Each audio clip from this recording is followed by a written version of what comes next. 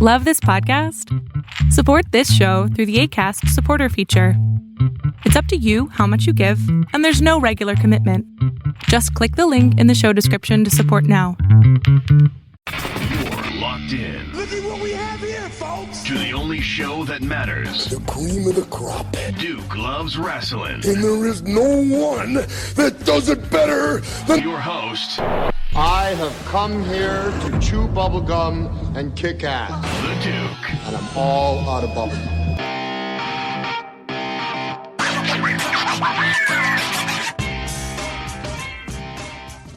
Welcome back to Duke Loves Rasslin, a show about pro wrestling and everything else. And I'm telling you right now, folks, I saw one of the most ridiculous, one of the most reprehensible things that I've seen in a long time in pro wrestling. It honestly reminded me of Randy Orton. Remember when Randy Orton was in a match with Brock Lesnar, and Lesnar just went into business for himself and split his head open? It was just really the most egregious, ridiculous thing that you've seen in a long time. And something similar just happened in SWE Fury. And I need to get to the bottom of this because it really was terrifying. You know, there's no other way to describe it. So let me go to the source, because I'm not just going to run my mouth on my own. I got to stick to the facts here. So without further ado, welcome to the Duke Loves Rasslin podcast. This is a young man who's really been putting his life on the line out there. He's been heating up on the Texas indie scene, and I want to make sure we highlight him properly. The one, the only Mr. Pac Ortega. Pac, how are you, brother? Hey, what's going on, brother? I'm doing good. How are you doing, man? Well, I'm doing all right, but I got to tell you, man, I'm very concerned after what I saw happen to you here. So let's just start from the beginning, because I'm going to be posting video for folks to see on the Duke Loves Rasslin social media pages, Instagram, Twitter, what have you. Why don't you let everybody know what happened to you? Yeah, man. So essentially, I got an opportunity to work for SWE Fury up in downtown Dallas. It was a house show, and the show was called Night of Champions, I believe. And so I was going to be challenging the Blood Hunter, who at that time was one of their champions, for his title. And the match is going on, man. Match is going good. I'm doing what I can to get the advantage, but somehow we end up on the outside. And then I turn around, and it's just like the blink of an eye almost. I just feel this massive force on my head. And then as soon as I touch the ground, just blood's pouring down my face.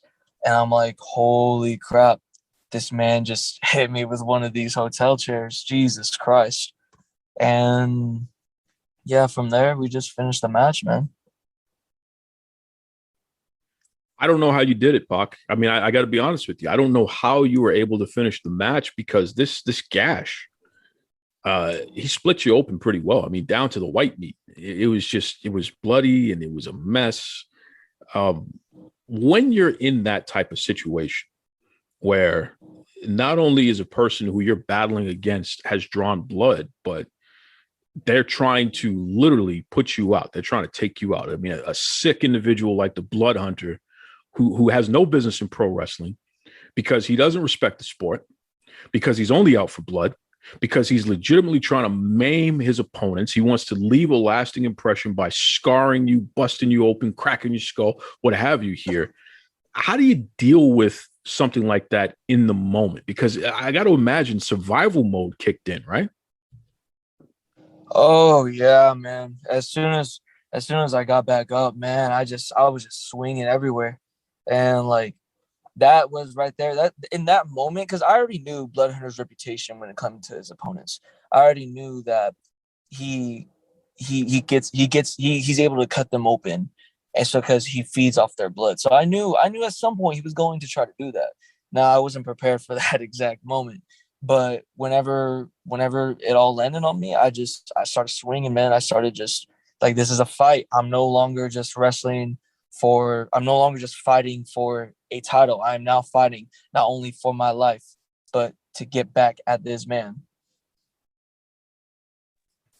Well, I got to ask you, I mean, where do we go from here? Because we know that Blood Hunter was able to be successful in that match that you had, even though I'm disappointed in the officials in SWE Fury. They should have disqualified him. He took it too far. That was not in the spirit of pro wrestling. This guy is a sick individual. He needs to be locked away somewhere. Blood Hunter, I'm telling you right now, don't even come for me. I will sue you if you ever try to put your hands on me. I'm pissed at what you did to Pac Ortega. I'm just putting that on the line right now.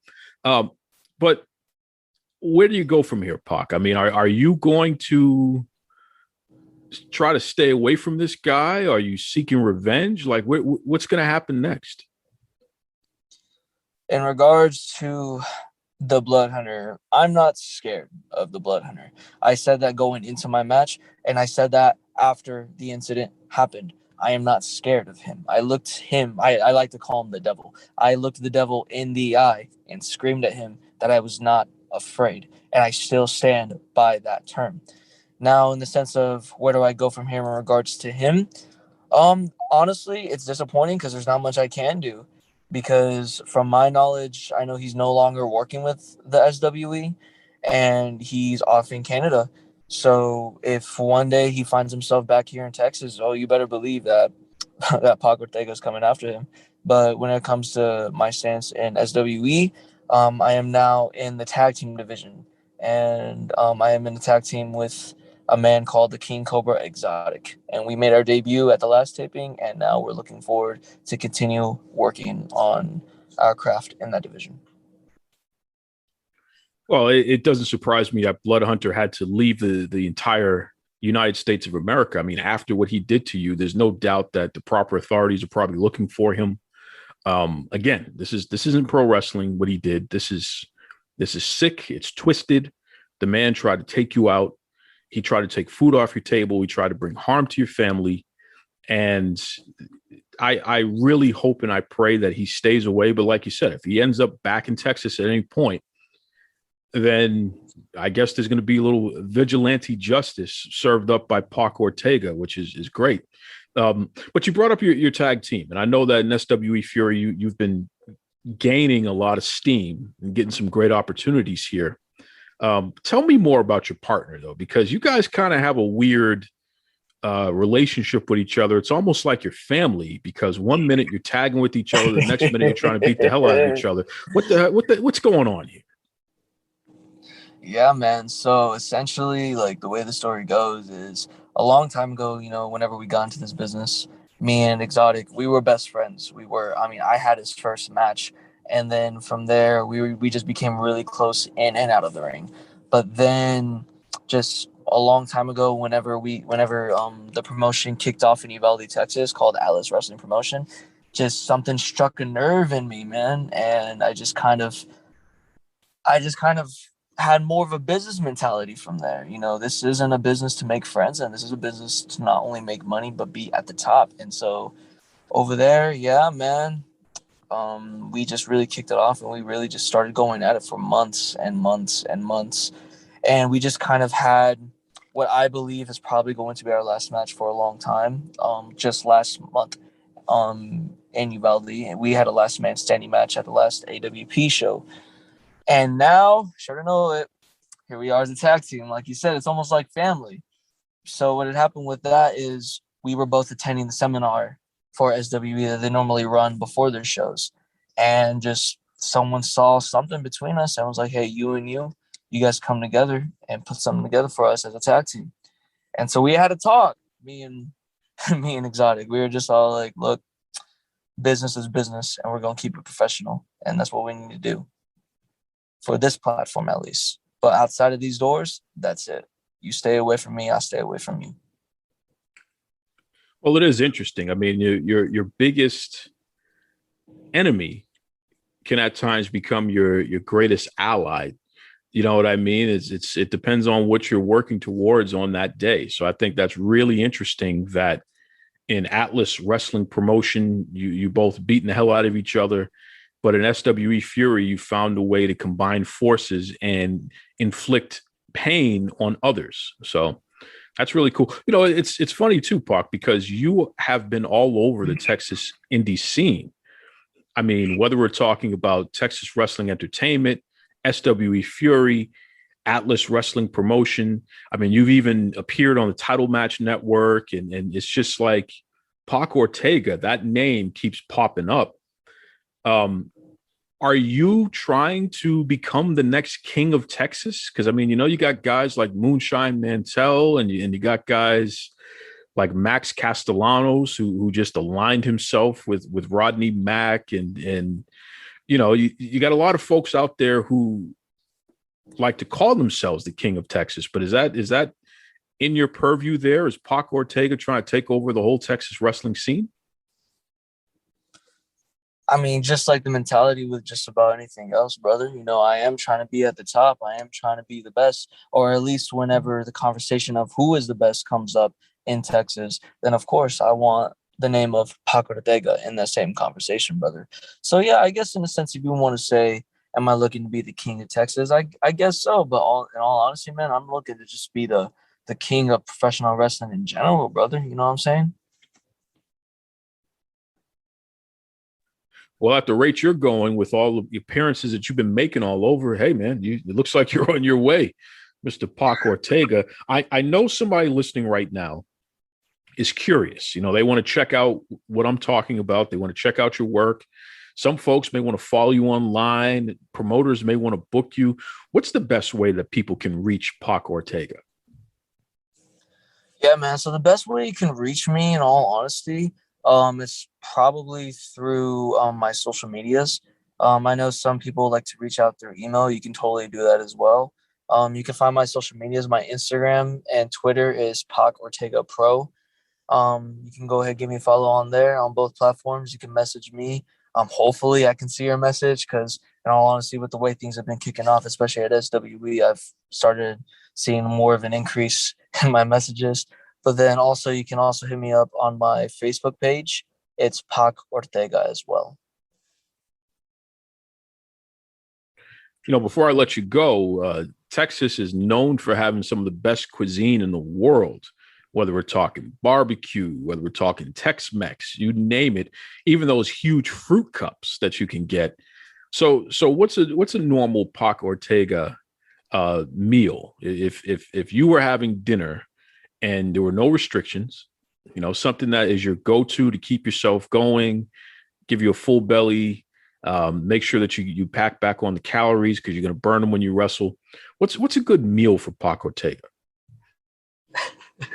So that's actually funny that like you bring that up, man, because yeah, of course, Texas is known for like the barbecue and everything that you're talking about.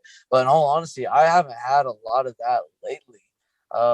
In all honesty, brother, what I find myself having a lot, and this might seem a little basic, but I find myself having just a Panda Express almost like every other day.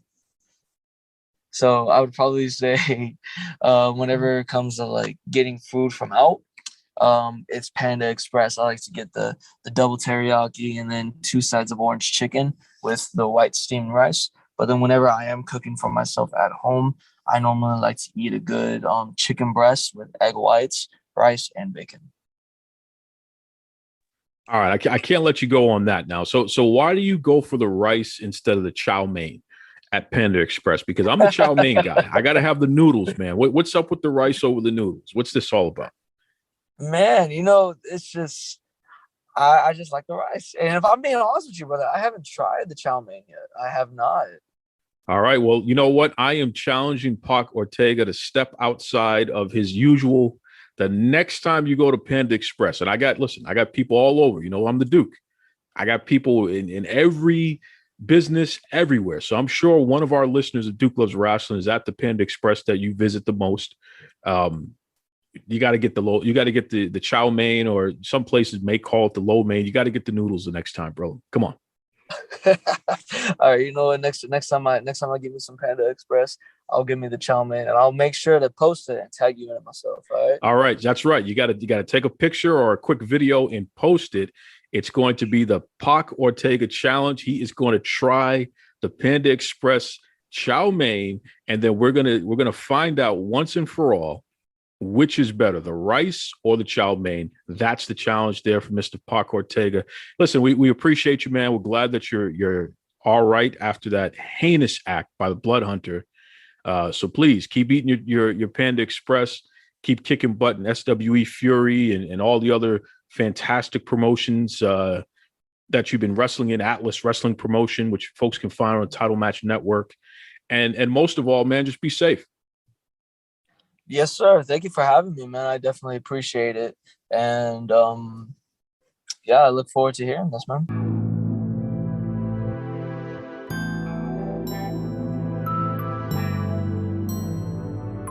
I'm Harry Burkett, senior writer with Pro Wrestling Illustrated. And I'm Kevin McElvaney, editor-in-chief of Pro Wrestling Illustrated. And you're listening to Duke Loves Rasslin.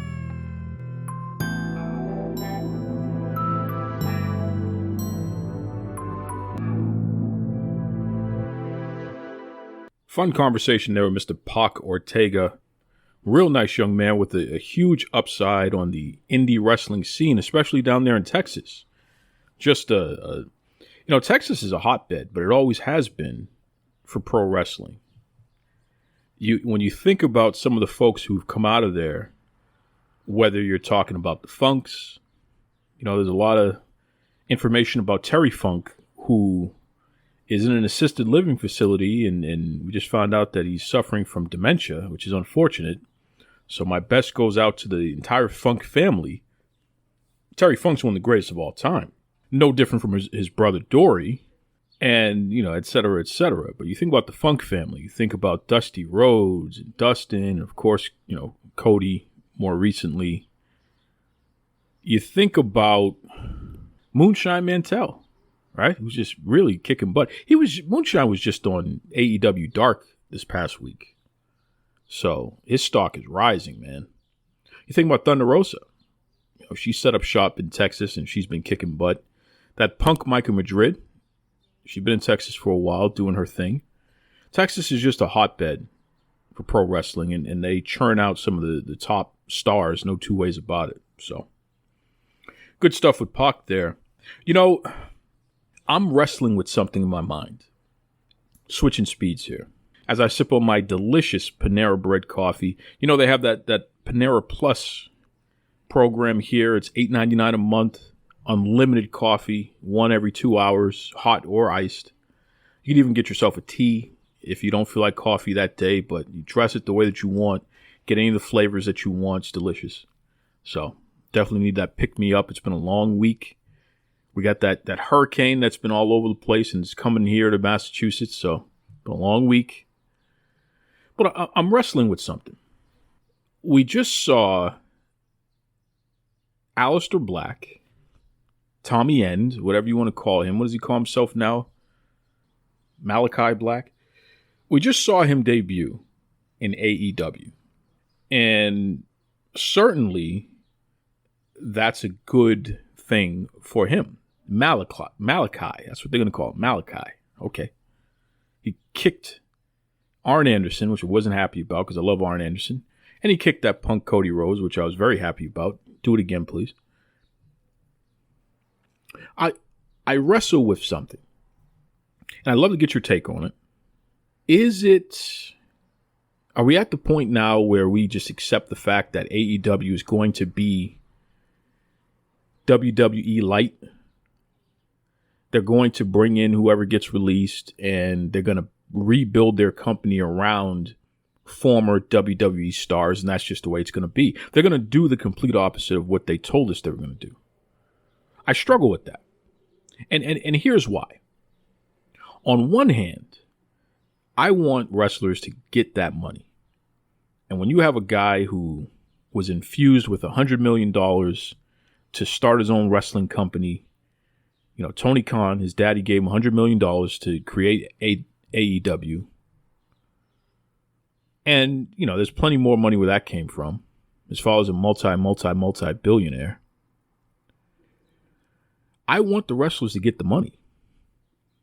Just go get the money, right? If this guy's giving out money, go get it. You're working less dates than most major promotions. He has the funds to pay you top dollar if he wants. I know at least the friends of the elite, they get the top dollars. I don't know about everybody else. So in that sense, I support the notion that the wrestlers go get the money and work less and get paid more. I love that. It's great. But I struggle with the fact that they lied to us again. And it keeps coming back, man. This company, they lie.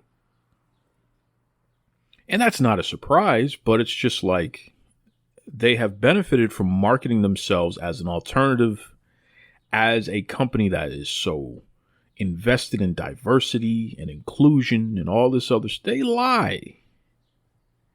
They lie. We're not going to keep bringing in old WWE stars. We want to make our own new stars. They lie. I'm not upset that Tommy End's, whatever hell he's calling himself now, Malakai Black. It's going to take me a while to get used to that. Malakai is not a name that rolls off my tongue easily, so forgive me here. I want this guy to succeed. I think he's talented.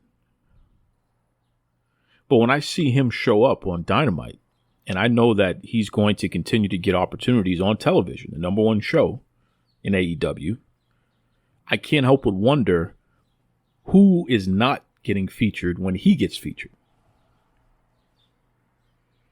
I think about Will Hobbs, right? I think about Ricky Starks, who, you know, Ricky and Will, they appeared in a segment, but it was a throwaway, if you ask me. What's happening with the black wrestlers, the black male singles wrestlers? I keep asking that question, and I'm not going to stop. What's happening with the women? Because you're still only giving us one women's match per week on Dynamite. You're bringing in another WWE superstar who, you know, is no longer with that company. So who will not get featured on TV as a result? And what are the implications for that? Because I'm sure Aleister Black is rich, at least compared to most of the other people in AEW, right? Anyone who's not in the title hunt and haven't been ranked in the top 5, I don't think they're rich from being in that company per se. But Aleister Black, yeah, I'd say he's rich. So he's going to stay rich. Because as soon as he gets in the company, he gets to kick an EVP. He gets to kick Cody Rhodes. He kicks a legend in Arn Anderson. He's immediately thrust into a major storyline. Meanwhile, Ricky Starks is feuding with Brian Cage. And Will Hobbs, who was ranked in the top 5 like 2 weeks ago, he's out. And I don't know what the hell Scorpio Sky is doing. It's nothing important. I know that much. And Sonny Kiss, what's happening with Sonny? I keep bringing this up, man. I was looking at the latest AEW action figures. And I went back and looked at all their action figures that have been released. And then I thought about it. I said, you know what? Let me check something. So I checked out the original WWE action figures, the LJNs, 1984. And I went through the first 6 series. In every series other than Series 2, black and brown folk were featured. Right? At least one black or brown person. Every series. Except for 2. Number 2. So out of 6 series, 5 of them featured black and brown folk.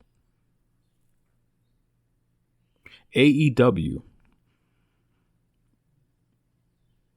they have featured Brandy Rhodes, who is an executive in the company. And she's married to an executive vice president. So, I mean, does she count as it relates to this? When you have the black male singles wrestlers and you utilize them primarily as enhancement talents for their white peers, what does that do over time to their market value? Can these guys negotiate any kind of significant increase in their contracts? Are they making as much as their white peers? Do they have as many advancement opportunities? No, they don't.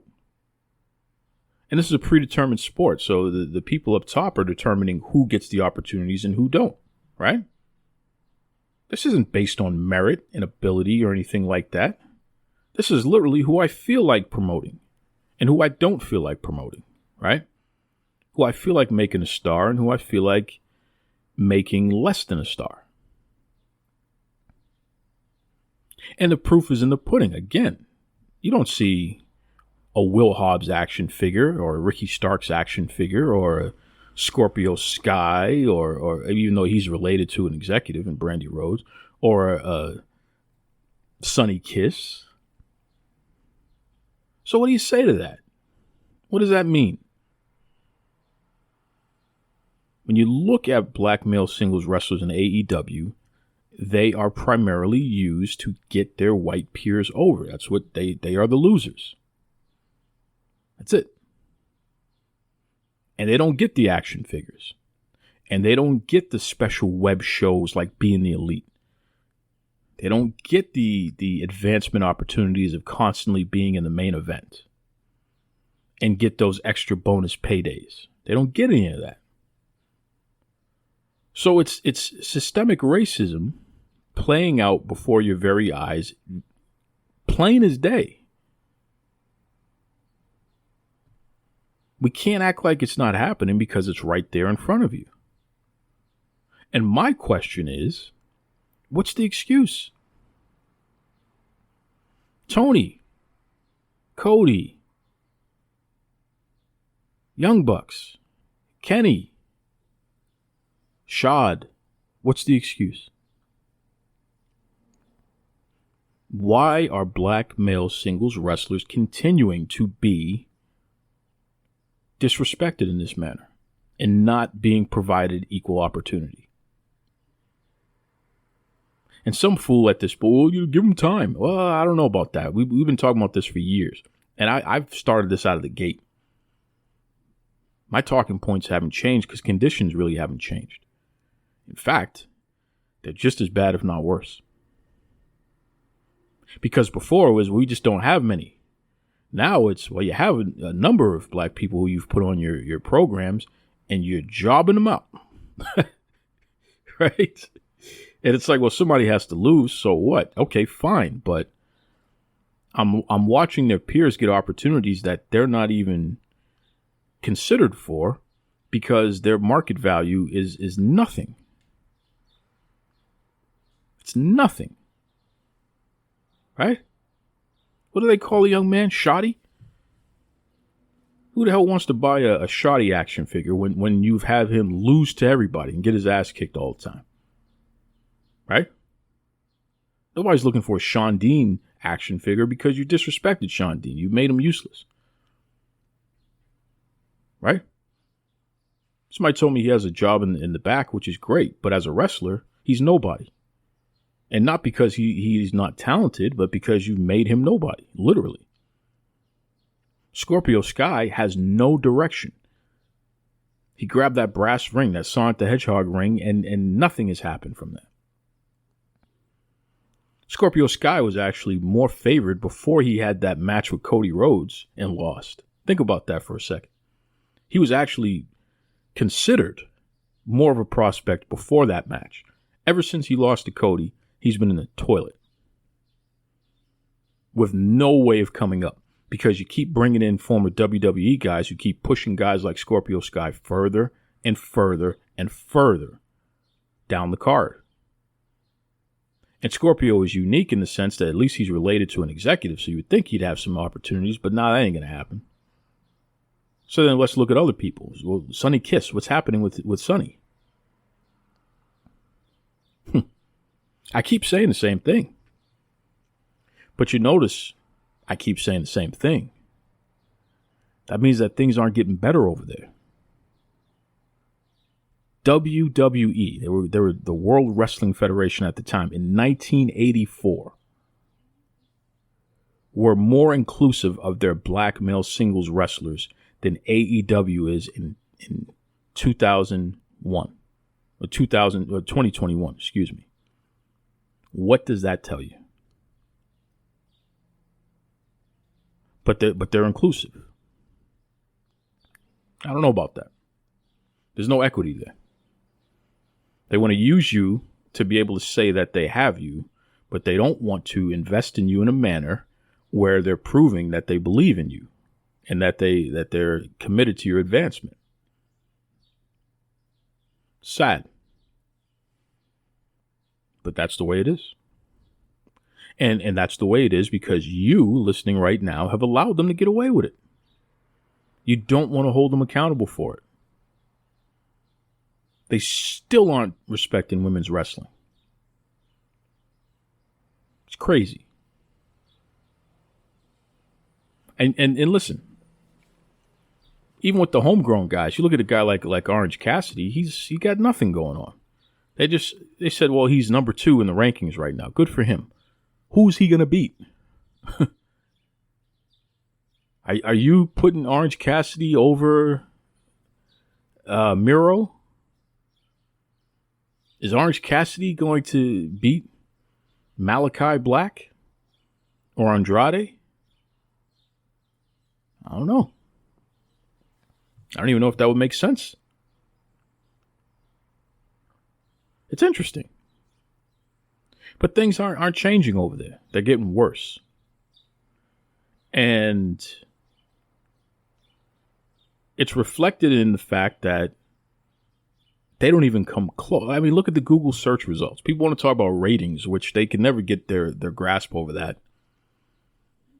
TV ratings have always been inaccurate, but something like Google search results to figure out what's popular out there. That's a pretty good measure. WWE dominates the search results in pro wrestling. I think they get something like 10 times more Google search results than AEW. There's something interesting going on, and it just so happens WWE is more diverse. There's something more interesting going on over there. Imagine that. They feature women more. There's more people of color at the top of the card. Something more interesting going on. And some of you will say, well, Duke, why do you keep bringing this up? I will never stop bringing this up until it changes. And I'm advocating. I'm advocating loudly on this show. I'm advocating loudly online. Behind the scenes, I'm having conversations with the wrestlers. Because make no mistake about it. And I think this gets lost in translation. So I'm gonna take this clip and put it out. Which is going to piss some people off, and that's okay. The wrestlers are telling me to keep going. I'm getting thank you for speaking up on our behalf. Thank you for saying things I can't say because I'm afraid to lose my opportunity. They're telling me to keep going. They're saying, hey, Duke, thank you. You're right. They ain't treating me right. This ain't right, man. This ain't fair. I'm afraid if I say more that I'll get in trouble. Thank you for saying something. So I'm not going to stop. And the funny part is, don't be fooled by the people who you'll see publicly say things like, oh, don't listen to this guy or something. Some people will give you a misdirection play and tell you, forget him. But then behind the scenes they're saying, yeah, man, keep going. And I don't mind saying that because I want to put the pressure on these companies. I don't mind saying that. I'm not just coming up with something. I'm not just stirring the pot. I'm not just thinking. I'm not talking about what I think I know. I'm seeing what is clear, and I have a lot of experience on this topic from a general standpoint in workplaces. And then I'm speaking to individuals who are affected the most, and information is being confirmed. So you tell me what's going on. That dark side of the ring one day is going to be beautiful when we talk about the racism, the systemic racism, and the upholding of white dominant culture in AEW. That's going to be an interesting documentary that's coming. And it's going to happen, whether it's dark side or you call it something else. It's going to happen because it exists. It's a real thing that is playing out before our eyes. And my goodness, when we get to the sexism, that's going to be even better. This is a modern company that we've allowed to get away with this stuff. This isn't a company that started off in the olden days and, you know, they had to learn how to evolve. No, these are the folks who were able to see all the mistakes from the past and still chose to commit the same mistakes and are actively still doing it. And you can be upset at me for bringing this topic up on a consistent basis, but understand something. I'm not going to stop. So there it is. It's interesting. Switching speeds here. Shout out to Generation Championship Wrestling. I know they have a major event coming up this weekend. And folks, you got to check them out. Some good folks over there. Some solid wrestling.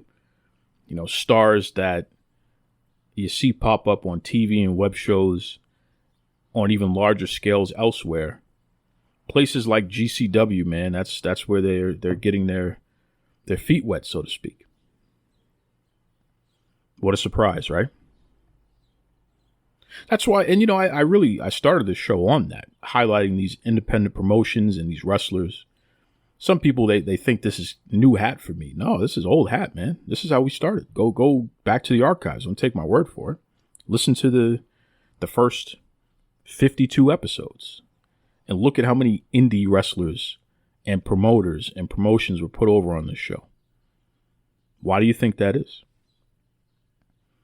I don't want to just talk to whoever the top stars are right now. I want to talk to tomorrow's, our future stars. Right? That's what it's all about, man. So if you check out Generation Championship Wrestling, you're going to see the people who you will be rooting for on TV in the not too distant future. That's how that works. That's how that works. And that's pretty cool, right? GCW Live Forever. It's the name of the event that they have going on. Right? And it's a special event because it's their 3-year anniversary. You know, we had Gomez on here talking about it. Egypt Shriners, Tampa, Florida. That's 5017 East Washington Street. Tickets are available at gcwliveforever.eventbrite.com. Guys, got to check it out, man. I'm telling you, do not want to miss it. Layla Gray and Queen Amanada and Sky Blue. You got some great Stunt Marshall. You got some great folks, man. You got to check it out. Got to check it out. I'm not going to stop bringing up stuff. And I know that some people get nervous when I do because ultimately it comes down to opportunity. Someone's going to get it. Someone's going to lose it, right? When you only want to put over your friends and you want to uphold the old school way of doing things, that's opportunity that they have. And if you're forcing them to change, then that's opportunity they're not going to have anymore. I get that. But don't tell me you're going to be inclusive and diversity and opportunity is going to be there for everybody and then not deliver. I will stay on you all the way to the end, baby. You can count on that. Because when I look at some of these promotions like GCW, like SWE Fury, like Mission Pro Wrestling, right? When I look at some of these promotions, Ignite Wrestling, Texas Wrestling Entertainment, when I look at these promotions and they're promoting women and people of color and they're making that priority and they're not out here beating their chest about being diverse, they're just being diverse. Even WWE, when I see that happen and then I turn around and I see the nonsense that happens in AEW, what do you expect me to talk about? Of course I'm going to call them out. So, till next time, be kind to yourselves, be kind to others. Take it away, Tony Schiavone. Mr. Tony Schiavone, and we're desperately out of time on Duke Loves Rasslin.